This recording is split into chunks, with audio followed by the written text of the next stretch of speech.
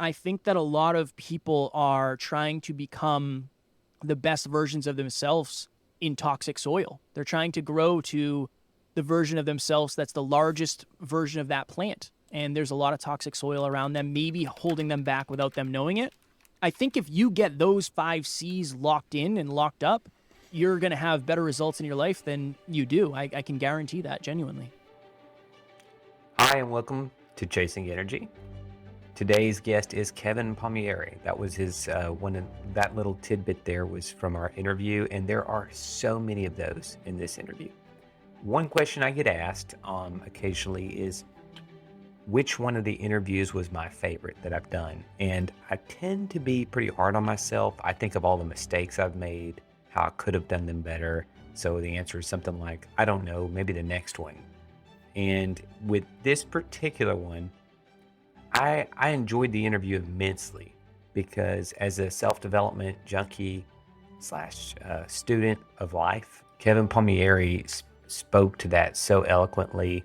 He is quite the Renaissance man, and I had reached out to him a few times before the podcast, and I can assure you, when he communicated with me or when we had talks or video calls, he was so sincere and honest in that his goal was to get you to the next level. No coincidence that their company is called Next Level University. He is the founder and co-host. He and Alan Lazaros run that podcast. They have put out over 1,000 episodes. They put out an episode every single day. Very impressive stuff. I really don't even have room to think about that in the sense of how big that is compared to how many I've put out. And there has been a 2-week dry spell since I put one out, and I'm trying to be more consistent with that. I have a lot to learn from someone like Kevin. I wish that I had the amount of humility, intelligence, and insights and awareness of my values that Kevin Palmieri does when I was his age, which was a while back. But here's a little tidbit from the episode. He's going to cover the 5 C's, which are clarity, confidence, commitment, consistency, and community, why each one of those are important, how you can develop them. Have your pen handy. Keep this episode handy because I asked for basically how would you walk through each one of these exercises on your own. They give away a lot of this stuff if you'll just go to the website, which is in the show notes, nextleveluniverse.com, and sign up. They will send you some of these worksheets to work through. Please leave some feedback on what you think of the episode and specifically which one of the principles spoke to you most. I put some of these tidbits out on social media. Maybe leave a comment if you find something that is going to step you in the right direction to get to your own personal next level. Thank you for listening. Kevin Palmieri, how are you today, buddy? I am doing very well, my friend. You and I have talked behind the scenes a lot, and yes. I'm excited to get in front of the scenes today. Yes, I'm excited too. This is a rare exception that we're both this jazzed this late in the day because we put in a full day. I'm so excited to talk to you, man, because generally on the show I have a specialist in training or nutrition, and every now and then I'll have someone talk about some type of mindset, and you are kind of a combination of all those three, which I'm really excited about. You post a lot of your training stuff on your Instagram channel, and clearly you in terms of self-dev, you serve and you give to the community in such an authentic manner. That's why when we connected and the opportunity to have you on the show, I was more than excited to do that. And the thing that I would say for people who want to learn more about you is you're going to connect with someone who is being very authentic and clear about the pros and cons of the learning journey of self-development, meaning the setbacks, the wins, the highs, the lows, the planning, and the path to get there. And you and your partner do such a great job of giving away that content and doing it in such a way that it's helping the community as a whole. Well, I appreciate those kind words very, very much. I think we're just trying to play for something different. You know, there's a lot of people who say, like, if you want this, it's $5.99. And it's like, you know, that $6 is great and it helps, but helping somebody get to the next level of their life, if they find value and they want more value, they'll ask you how they can get more value. And, you know, that's part of it. It's a fickle thing, man, because, I give away, for years, I give away all my, nutrition, coaching tips, and I will be the first to say there comes a point where I start to realize what the old coaches used to tell me, which is there comes a point, Daniel, where if you're not paying for it, you don't appreciate it. That fact. And you get to a certain level and you go, I've got to invest in this to get it for myself. I had a friend who told me that he made a resolution last year that he will not use a service that he does not pay for. Interesting.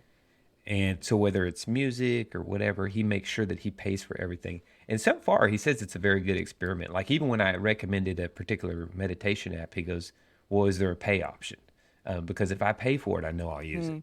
I always say this to my clients and just people in general. There's a fine line between being a martyr and being heart-driven. You can give away all your stuff because you just want to help, and maybe you don't have the self-esteem or self-worth to start. Like, that's a whole nother conversation. I'm not saying that's you. I do think it's a lot of people, though, particularly emotionally driven people. Oh no, I struggle. I'll be authentic. I super struggle with that. This podcast is in no way monetized or profitable at this point. So this is a passion project. But I will say I've read several books on creativity.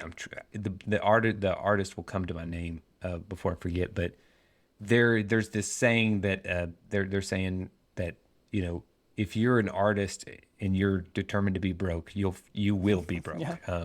But that's not what it needs to be. So, Kevin, let's start by talking about the 5 C's. And this is a video course that you give away, right? Mm-hmm. Yep. And so first of all, how can people get the course, and then tell us a little bit about it? Yeah, so if you go to our website, nextleveluniverse.com, you'll see it just says free course. You click it, enter your email, and you're good to go. It's totally yours. There's no, strings attached, nothing attached at the end. So Alan and I, between us right now, we have 12 years of very consistent, very focused self-improvement. And we said, okay, what can we give away that will be valuable? Not a one-page PDF, not this little, pamphlet. What will really be valuable that can help somebody change their lives? And we said, all right, let's think about it. And we love putting alliteration together. So we said, all right, let's come up with some things that work. And we came up with the 5 C's. So the first thing's clarity. If you don't know where you're going or where you want to go or where you are, it's going to be very hard to reverse engineer a finish line. Confidence is the second one. That's something I have struggled with for my entire life. And I realize most people do. Our community predominantly is emotionally driven women. And a lot of them have struggles with confidence because we've talked to them behind the scenes, because a lot of them mirror who I was in the beginning of this journey. Understandable, right? Understandable. The third one is commitment. So if you are somebody who really wants something, you have to have that conversation with yourself. Am I willing to show up for this? How badly do I want this? What are my non-negotiables? Am I actually committed?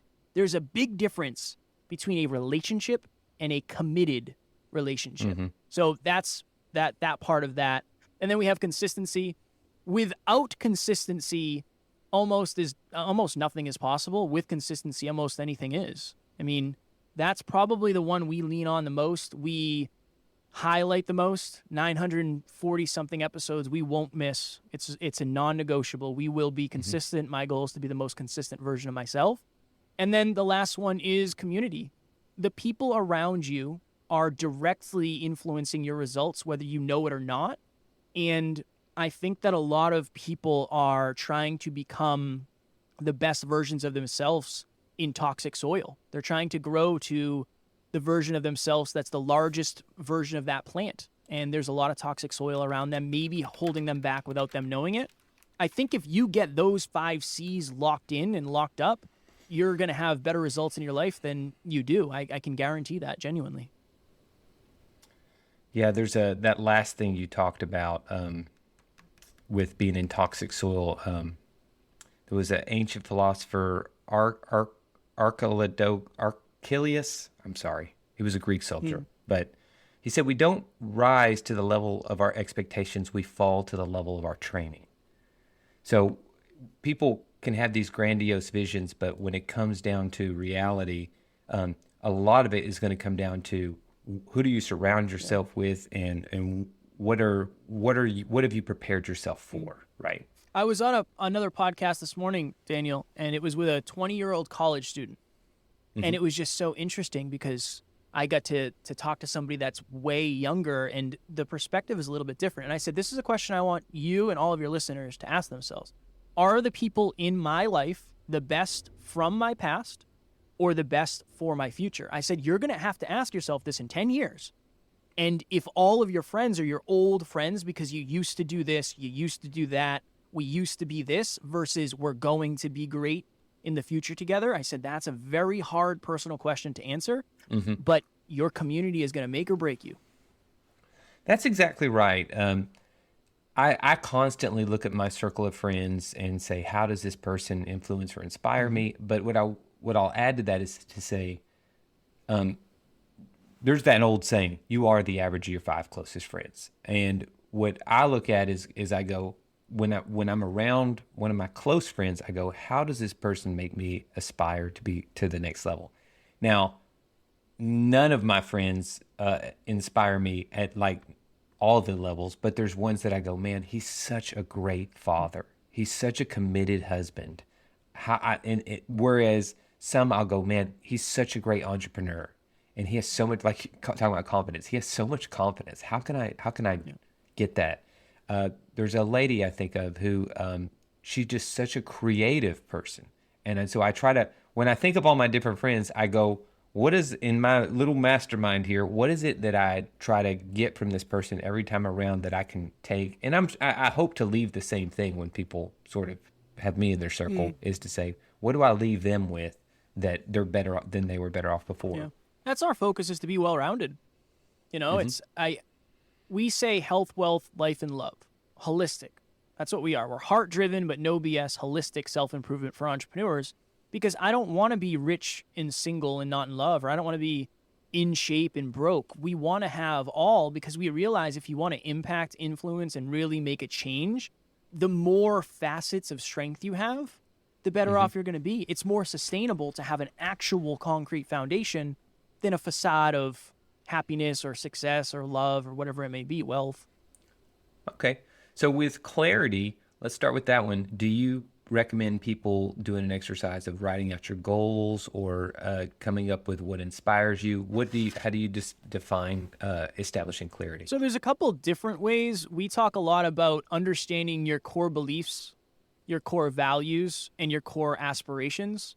So your core beliefs are what you believe about the world, what you believe about yourself. Many of these are adopted from childhood, right? So we don't always believe in what we want. Sometimes it's what we are just used to believing in. Your core values are kind of the current. It's like, what is it? Charity? Is it humility? What are the things that you value in yourself and in other human beings? And then core aspirations are, what are the things that you're excited about for the future? So self-improvement, if you listen to this podcast, is probably a core aspiration of yours. Getting clear on those helps a lot. That's an important facet. But I like to use the exercise of you hear a lot of people say this, but if I gave you $1 billion, and this is usually where it shifts, and a lot of people saying you never had to work again, what would you do? Get rid of that part. If I gave you $1 billion, how would you serve the world better? That's my frame, because sitting on the couch doing nothing is not what human beings were created to do. I don't believe that. I believe we were put here to grow and contribute at a level greater than ourselves. And then just see what comes up. See what comes up for answers. And then look through the Rolodex of your past and start to try to connect some dots of, okay, well, I know when I was younger, it always made me super sad to see animals that were neglected. What is that about? Like, why was that? Well, okay, we had a dog and we couldn't provide for it. Okay, how would you affect that in the world? Maybe opening a dog shelter is your thing. Maybe that's your purpose. It depends on your experiences. But I think that you have to look in the past. I think much of our clarity comes from who we think we're supposed to be versus who we're actually going to be. And I would say check in with your identity too. I had a call with somebody last weekend, and I said, tell me your old identity, when you were an alcoholic, when you were broke. Yeah. Tell me your old identity. She went through it. I said, okay, tell me your current. And she went through it. I said, give me your future identity. Who do you need to become in order to be the person that you want to be? And we went through that. And her clarity wasn't there, but it helps. It helps to talk about who do you want to be in the future. Mm-hmm. At the end of the day, there's who you're going to be and what you're going to do. Get clear on one of those. And then the second one, I think you just have to try a bunch of stuff. I didn't know what I wanted to do when I was 25. I knew exactly what I wanted to do when I was 26. I tried a bunch of different stuff and I realized, this isn't for me. This is for me. I think the only way is the process of elimination, honestly. Yeah, completely agree, man. Well said. I appreciate that. So that, and a lot of that bleeds over to confidence. When you think of confidence, because I have mixed emotions about it. So I think of confidence as something that's imperative, but obviously, just like ego, you can have too much confidence. And then I also think of if you're constantly growing, some part of you has to be intimidated by the idea of going, okay, this is going into territory that was much bigger than anything I've ever done. But having the belief in yourself that you're going to get it done. Yeah. I always think of it from the frame of most human beings, the thing that holds us back is lack of confidence. But the same thing that holds us back is what also prevents us from gaining confidence in the first place. Here's the reason. The stuff that you're afraid of that's outside of your comfort zone is the stuff that moves your comfort zone along. So this is my story, the best story I have for this. Somebody reached out to me one time and said, "Hey, Kev, I am afraid to start conversations with strangers. What do you suggest I do?" And I said, "I suggest you and I go to the mall. I'll meet you there and we will approach strangers. And I will show you that this fear is fake and I will let you borrow my belief, even though I didn't have it and I didn't want to do this. I just felt pulled to do it." So this person and she lived local. She listened to the podcast. I met her at the mall. We hugged it out. Said, "All right, cool, let's do this." Pit stop for coffee because I am too nervous to do this right now. I need a little caffeine buzz. We got coffee, and I said, "All right, this is what we're going to do. We're going to go into that store, and we're going to ask them about the beanbag. They sell beanbags. It's their job to get us to buy the beanbags. They're going to talk to us. It's going to be fine." Yeah, great conversation. Good icebreaker. Right? Yeah. Great conversation. We go to the next store, great conversation. One more store, great conversation. Let's go to the food court. Different scenery, different conversation. We ask about the chicken, great conversation. And then we started talking to strangers. Awesome. We're getting ready to leave the mall, Daniel. And in this mall, for some reason, they had these motorized zoo animals that you could rent. I think it's like 10 minutes for $10 or something. And I said, if we were really brave, we would ride those. And she said, "All right, fine, let's do it." And I was like, oh, no. I didn't want to do that. I was hoping you were going to say no. I have a video on my phone that I show at our presentations of this young lady and I riding around the mall in these motorized zoo animals. After that, she ends up going back to college, graduated with 3.8, got a good job, had her first real relationship, ended up coming on our team. So she's now on our team, and she's Alan's executive admin. All because I showed her that the fears that she had built up over her life weren't real. Mm-hmm. I think confidence is a couple different things. I think it's knowing that even if things go wrong, you're going to be okay. I really think it's a balance. I think it's trusting yourself to accept any outcome that happens and knowing that it's not going to hurt your self-esteem or your self-worth. Yeah. I think that's the depths of confidence. And we say fear chasing. I just say we consider it fear chasing. I'm terrified of planes. There's two options. I either never get on a plane and I'm never afraid, or I get on a plane, face my fears, and get all of the gold that's at the end of that fear rainbow. And I believe you have to have a reason bigger than yourself to face most of your fears. But I really believe that's what confidence is. It's trusting yourself regardless of the outcome. Okay.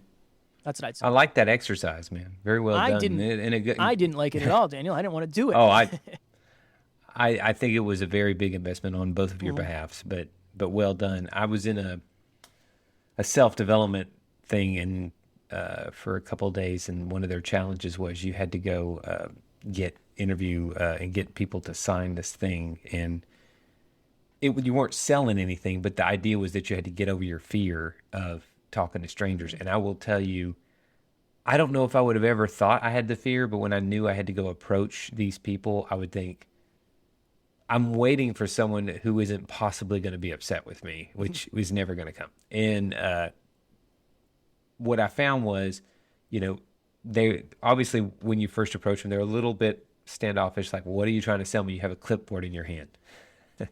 But what I did, much like your friend did, was I channeled the idea that this is something I've already agreed to, and I'm not going to give myself an out. So no matter what, I've got to get 5 signatures in the next hour of that you talk to me and that you feel like this. Oh, I know what it was. You had to get a statement from them that represented their core value, and get them to write it on a piece of paper and sign it. So. Very great exercise, and in the world of business, man, not being afraid to hear no and all that is a great thing. And as Chris Voss, who wrote Never Split the Difference, he says no is always a gateway to yes. You just have to keep getting the right no's. So consistency. Anyone who listens to this podcast knows that I harp about consistency and things like that. So. Give us a little bit about consistency. In fact, let's just say for consistency, you give me the most recent example of how you become more consistent in one of your habits. Oh my goodness. So it's hard for me because I track 20 habits a day and I haven't missed, I missed last month 2 days because we had a live event. This is what I'll say. This is what I'll say about it. When you dig into the identity level, if I was to meet you on the street and I said, hey, are you a consistent human being? You would most likely, if you don't think you are, say no. That's not true. You're a consistent human being. It's just, are you consistent with the right things or not? Everybody is consistent. Usually we're consistent with the path of least resistance. We just have to make that little shift. So for me, I started out with 5 habits. I would track my finances. I would track podcast listens. I do journaling. I do positive affirmations. And I would track my calories. That's where I started. And in the very beginning, I could not do all of those every day. It was very challenging, and I failed more often than I succeeded. But it taught me the importance of doing the same things every day. I really believe if you want to become the greatest, best version of yourself, you have to reverse engineer the finish line, right? You have to reverse engineer the finish line. So for me, I would say getting on other podcasts is something I have done way more consistently. I love doing it, but now I have accountability. I have somebody on the team who sees my calendar, and if I cancel a podcast, they know it, and they take it personally because they're the one that set it up. Builds in accountability to help you become more consistent. We have an app for that reason. There's going to be a leaderboard, and you're going to be competing with other people to be more consistent. It helps. It really does help. As much as I'd like to say I do 20 habits a day because I am just that good, that's not true. The rest of the team can see it. And I'm one of the leaders of this team, so I have to make sure that I'm leading by example. The accountability really, really pushes you. I love that, man. Fantastic words of wisdom there. But especially the part about leveraging accountability into your process. Commitment, community, there's so many things we could dig into here. Let's go with a little bit about community. Is that still picking your 5 closest friends, or is okay. It's figuring out, are you trying to climb Mount Everest with people on your back that aren't helping you? It's very hard to accomplish your goals, never mind with people who don't believe in you. I think that so many people, this is what I'll say. If you cannot confidently tell your goals to the people in your life, it's probably time to just explore your reference group. Because that's a good one. I like that. Yeah, I think the level of a relationship is directly correlated to the level of vulnerability. And if you can't be your true authentic self, it's not a true authentic relationship. It's based on something that's not real. So that's the little tidbit I would give for community. Your community, if it's not authentic and based on who you want to be, you're probably holding yourself back, even if it's a little bit. Wonderful. So one thing, and thank you for that. We covered the 6 C's. Very well done. And some great examples in there, by the way. The one thing I was going to mention on your consistency was that you remind me a lot of, I don't know if you know this, Benjamin Franklin was very consistent. Obviously he journaled every day, but he had a calendar that he kept his entire adult life, all the way to the month he died, where every single month he picked one of the what he called the 13 virtues to work on. And that month he would just work on mastering that one virtue. And then the next month he'd cycle back around. Interesting. I did not know that. I have to give a lot of credit to Alan, because Alan, my business partner, has been mentoring me since the very beginning of my personal development journey, and he helped me tremendously with that. He set up all the habits. He is the king of reverse engineering, so I have to make sure I give him a shout out. And you've sort of mentored me some on, I've got to be more consistent about putting content out and keeping a pulse on the industry. Not something I've done a good job with. And I very much appreciate your tidbit. You told me one time, hey, Daniel, send people a voice note through Instagram instead of typing the note. 100%. I started doing that. And in fact, I made a note after you told me that to do it with like 5 complete strangers. And these people were with way more followers than I would ever have. And all of them messaged me back within like a day or two and said, hey, Daniel, da-da-da-da. And it's like, oh, wow, that really does work. That's pretty amazing. What's rare is valuable. It's, yeah. We live in a time. I did a call today with a podcaster who has a very successful business. And I said, this is the problem. You expect this to work on your own. It's like you expect it to just work on its own. Just you're going to set it and forget it. I said, you have to be the person behind the personal brand. You have to be the one. So I think that if it's scalable and you can run it like unscalable for a long period of time, that's our frame, is scale the unscalable. Me sending video messages is not scalable. It's valuable though. I'll run it as long as humanly possible because that's a good point. It's a little bit better, So one of the topics that we sort of talked about in the pre-call was unlearning things. And so do you look at, when you do your review, like I actually really do that friend review annually, but do you just look at how do you go about unlearning? And can you give us an example of something you've unlearned lately? Yeah. For me, it usually comes through massive pain and me cracking my head against the wall for an extended period of time. The analogy I use for this is when we're young, we're seeds and we're planted in soil. And sometimes that soil is toxic. And 10, 15, 5, 2, however many years later, we start the journey of self-improvement. We start putting nutritious dirt on there, atomic habits, chasing energy. We start pouring this soil that's nutritious on there. But the problem is that soil's not getting to the actual seed. It's sitting on top of our other beliefs. And we wonder why things aren't changing. I'm learning so much. I've read 56 books. Why aren't things happening? Because you're not unlearning the things that are really holding you back. That process is the most painful, I think, because it requires the inner work. The biggest thing for me, Daniel, was sales. When I was younger, this is an interesting story. I got a job as a personal trainer. And this job was at a high-end boutique training place, a very high-end boutique gym. And I signed a contract when I started that I would stay there for at least a year because they train you pretty extensively. And they said, it's $1,000. If you leave before the year is up, you got to pay $1,000. I said, that's fine. I'm never going to leave. No worries. We're 6 months in and I'm not making any sales because I don't know how to sell. And I refuse to trigger people's pain points. I'm not going to tell Sally that if she doesn't get in shape, she's going to die and not see her grandkids. I can't do it. It's not in me. So this taught me, it kind of created a wound. I went in one day, I said, look, I'm out. I can't do this anymore. This job isn't for me. They said, just so you know, you're gonna have to pay the $1,000. I said, cash or check. You let me know, I'm out. I can't do this. I paid $1,000 and I left. So for the rest of my life, I mean, I was in my early 20s when that happened. I was probably 21, 22, 23. For the next 7, 8, 9 years, that was my belief. Sales is bad. Sales is sleazy. You aren't good at sales. Got to the point where I was broke enough to start looking in the mirror, needed to make money, didn't know how. And then I started studying sales, Brian Tracy, books that weren't made for salespeople, books that helped me unlearn that, no, sales isn't bad. If you believe in your product or service enough, you should believe in helping other people adopt it. And that was the biggest thing. And our business has taken off since. That little thing that I unlearned is going to help me help millions and hopefully billions of people.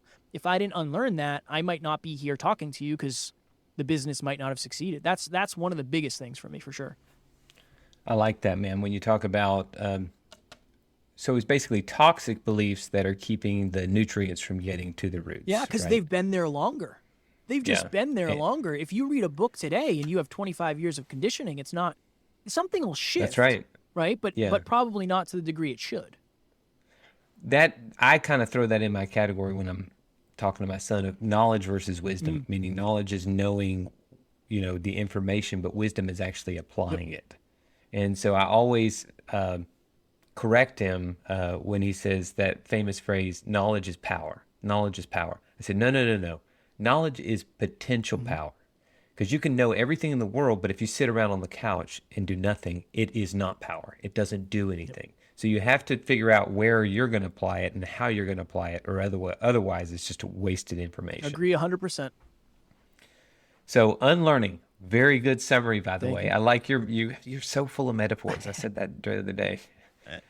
We talked about consistency over intensity and how I've been practicing this lately, and it's been giving me, who has been, by the way, has been saying that for years, consistency over intensity. But I've also started learning that intensity is not a substitute for progress. And when I say that, I mean, in terms of my training, I have a history of training way too hard, way too often, as opposed to training often and moderately and then hard on certain situations. So tell us a little bit about how you've leveraged consistency over intensity in this particular year, one way that you've leveraged consistency. Yeah, just a quick analogy, quick story. I think it always helps the point land. Yeah. Politicians use them for a reason. We had Lori Harder on the podcast a long time ago, 900 and something episodes ago. And for those of you who don't know, she's big in the self-improvement space. And I remember her saying, you have to understand that spotty 100% days are not as good as 80% consistent days. And I was like, What? Wait, hold on, what? And then I did the math. If you have 4 100% days and you have 3 0% days, what's that? That's 400%. If you have 7 80% days, that's 560. You're 160, percent better. And that's everything. If anybody wants a practical a metaphor for that, do a great diet 4 days of the week and a crap diet 3 days of the week and see if you feel 360% better. I've tried. It doesn't work. Yeah. It doesn't work. It doesn't work. What I would say is the biggest thing for me has been sleep. That has been the thing that I have been focused on consistently lately more than anything else because we were talking about that behind the scenes. Yeah. I'm going to do a plug here. This is now almost I guess about a month or 3 weeks of wearing the Oura Ring. I don't particularly care whether anybody gets one or not, but what I will tell you is you start learning real quick the things that affect your sleep and looking at the variables that, you stayed up an hour later than normal, you watched too much TV that day, or maybe you drank an extra cocktail, or you ate ice cream right before bed. You start looking at those things, and the one thing I'm going to give you this ring massive credit on, it's instant feedback. So when you wake up in the morning and it's like something didn't sit well.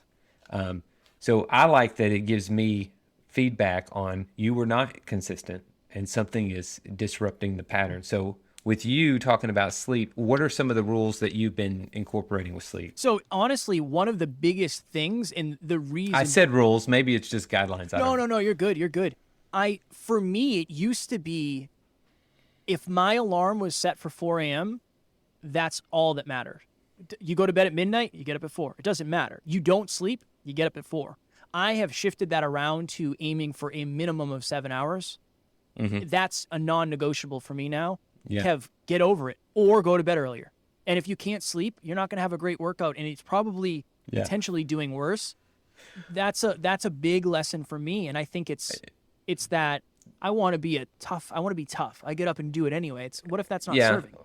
Well, this goes, Kevin, this goes back to consistency, right? it's more important to get a consistent 7 hours of sleep than grind through with 4 or 5 day after day and then get 10 the third day. So I actually have really, you're years ahead of me, because I used to do this thing where I was like, I have to get up at the same time every day. And so what I do now is, if I don't get a good night's rest for whatever reason, I skip the morning workout and sleep in an extra hour, and then I get the workout in at lunch or dinner. But I never have any issue. This is funny because I give myself permission to read. Like if it's 2 o'clock in the morning, I'm like, okay, I'm not sleeping well. I always give myself, future self, grace and say, you're not going to hit that morning workout. And even if you did show up, you're not going to crush it because you've done that 1,000 times and it's mediocre at best.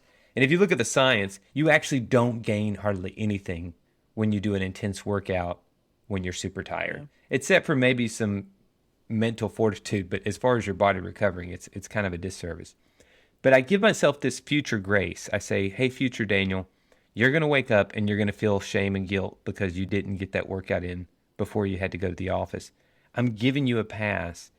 And what I have found is, not only do I wake up not feeling any shame or guilt because I gave myself that gift, but I also have no issue going to the well later that day because I'm like, man, I got that extra hour and a half and it's in the tank, and now I owe it to my past self to deliver on what I promised. So going back to accountability, I go, we made a deal, let's keep the deal.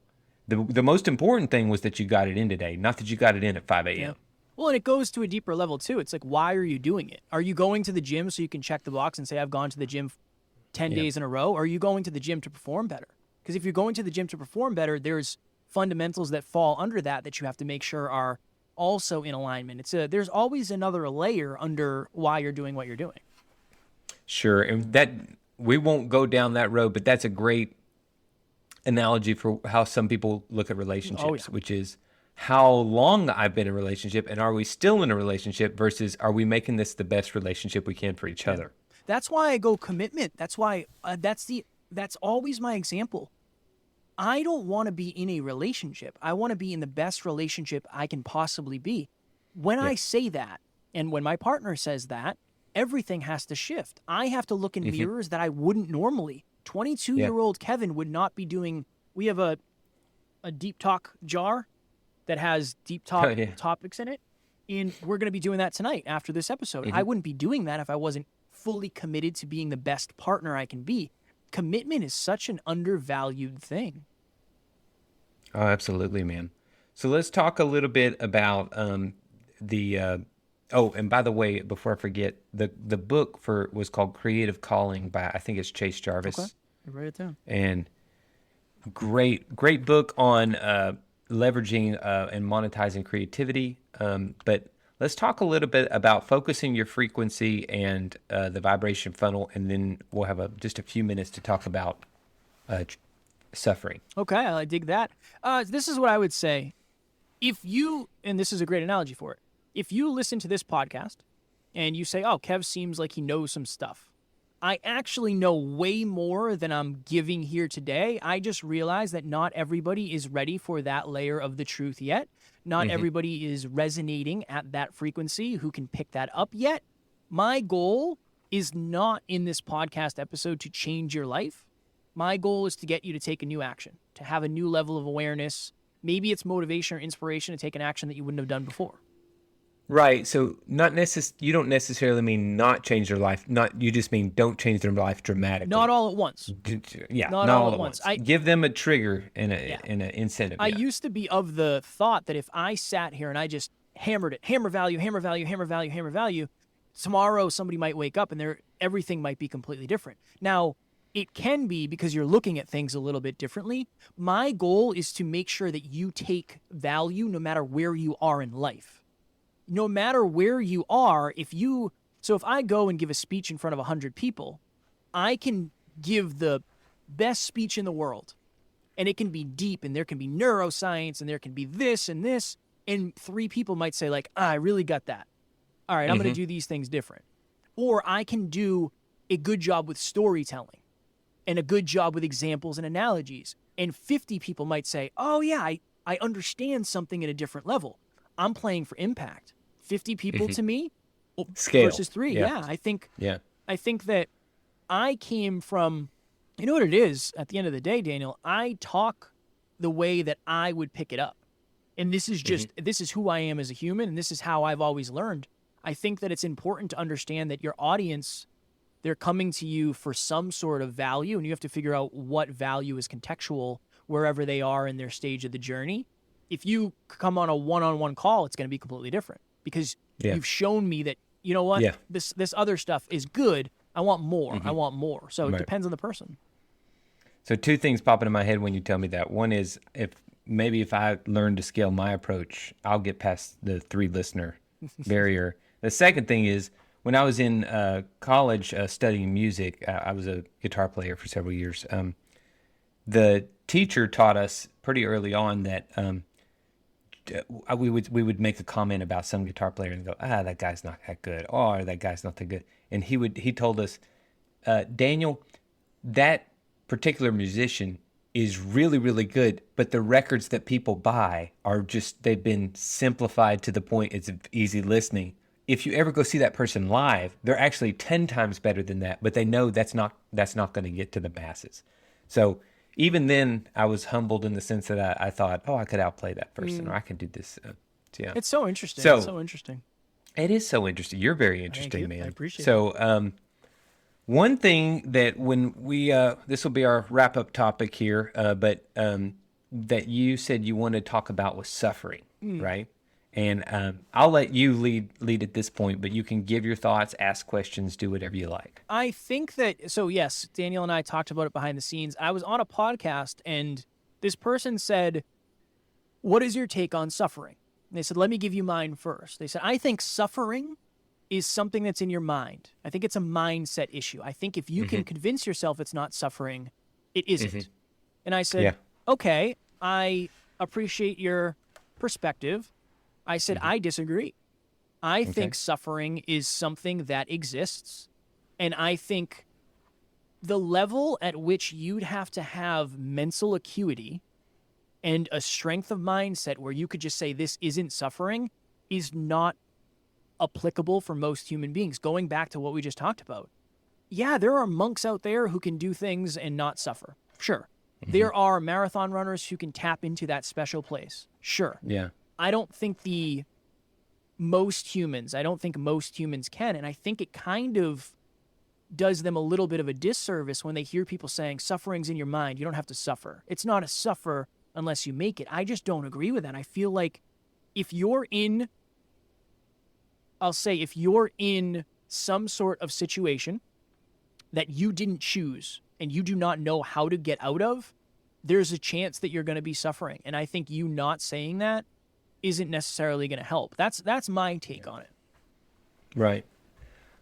Well, I think the one thing I would say is most any religion you look at is going to tell you, it doesn't matter which one you pick, they're all going to tell you suffering is inevitable.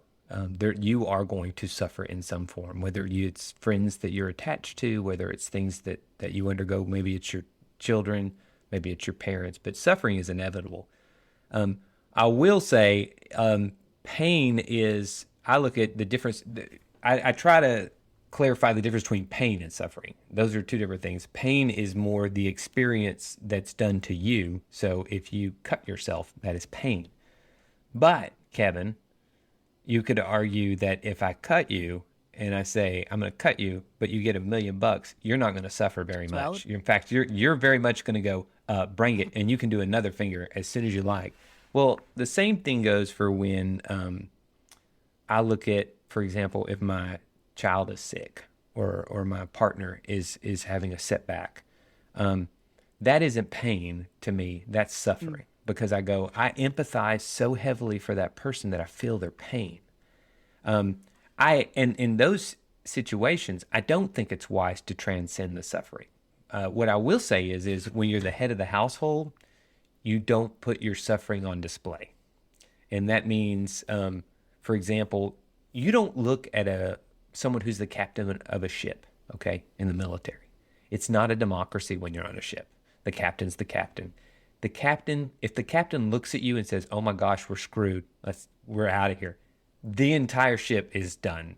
So he may be suffering, but he's keeping that suffering inside, and he's doing what I would call transcending the fear and saying, I feel the fear, I know it's there, but I have to channel it in order for the greater good here. And that's, to me, if you look at any hero's journey, right? Any hero, whether it's the classic tale of Star Wars or anyone else, is a hero is someone who intentionally says, I'm willing to suffer for the benefit of others. That is altruistic, and it's the only way that I know of that you can get fulfillment. You can get happiness by helping yourself, but you get fulfillment through helping others. So when I think of suffering, yeah, it's inevitable. But what I think of it is how can you transcend it, number one, and say, how do I channel this into how am I making Kevin a better person by this? How is this suffering making me a better person for tomorrow? And that's not always easy to put in perspective. You know, your best friend, for no reason whatsoever, gets cancer. That's the kind of thing where you look at them and go, how do you channel this thing that you did nothing to do into where you're somehow becoming a better person for everyone else? And I tell you, a lot of times when you see people go through it, they think, well, I'm going to show you what it means to take on suffering and still be strong every single day. So when you see someone like that, they're suffering, but they're just saying, how do I interpret and transcend this suffering to where I become a better person? And the only way to become a better person is when you're inspiring and helping others, right? You know that, Kevin. So as far as can you get through life without suffering, I don't even think the monks are not suffering. What they're simply doing is maybe they're saying, I'm not allowing the suffering to take complete control of me. That might be one way of putting it. I'm willing to sacrifice my choice to end the suffering in some cases. But what I will say is, I don't think you're not going to suffer. And in fact, I almost feel like anyone who doesn't know how to suffer is technically an android. That's fair. Because you've removed all empathy for yourself at that point. I think you're missing out on a lot of potential growth opportunities too if you're not willing to at least put yourself in the position where it may happen.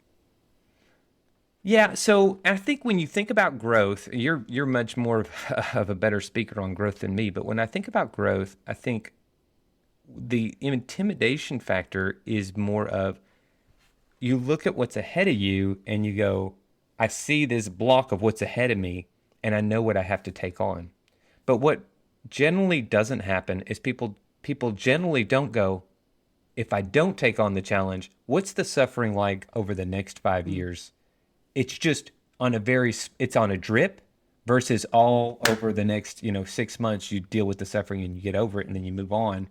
It could be a savings goal. It could be a job promotion where you say, man, if I step up to this new level, it's going to be a year or 6 months of absolute chaos till I get the hang of it. But what happens, you take on that 6 months and you've transcended it and said, okay, yes, I had a goal in mind. I had clarity. I had confidence of what I wanted to accomplish, but I saw the suffering in the bubble as opposed to saying I'm going to have to deal with the suffering of not doing it over a longer period of time. That's a great point. There's an old saying where the lady, it says, I've always wanted to learn piano, but I'm 40 and it would take me, 5 years to learn the piano. And the teacher says, okay, well, how old will you be in 5 years if you don't learn the piano?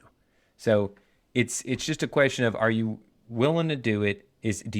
Going back to your 6 C's here, do you have clarity over why it's important to you? If you know exactly why it's important to you, it becomes so much easier. We're talking about commitment of going, this is what I'm willing to give up to get there. I did a lecture one time on ultra running, and I told somebody, I said, anytime you write a goal, talk about unlearning. I say, anytime you write a goal, write underneath that goal what you're willing to give up to get it. And if there's nothing under that list, it probably isn't even a goal. That's great, because if you don't have to give up anything to get it, it's just a thought. That's a great exercise. Yeah, man. Well, this has been a great exercise. So, Kevin, tell people where they can find you. Next Level University, man. Yeah, I appreciate it. If you listen to podcasts, you're listening to this one, obviously. You can find ours on any podcast platform. We're on all of them. We're on YouTube as well. Next Level University, 7 episodes a week, every single day in your pocket from anywhere in the world for free. That is our jam, holistic self-improvement. And if you want to connect with me, you can send me a message My favorite platform is Instagram. I am at Never Quit Kid. I will send you a video back as soon as humanly possible, and hopefully you and I will be friends. That is the ultimate goal. Yeah, Kevin, man, thanks for sharing the insights, the information, and the love today. And thanks for being so I authentic. appreciate you. I appreciate your authenticity, and thank you for having me on, Daniel.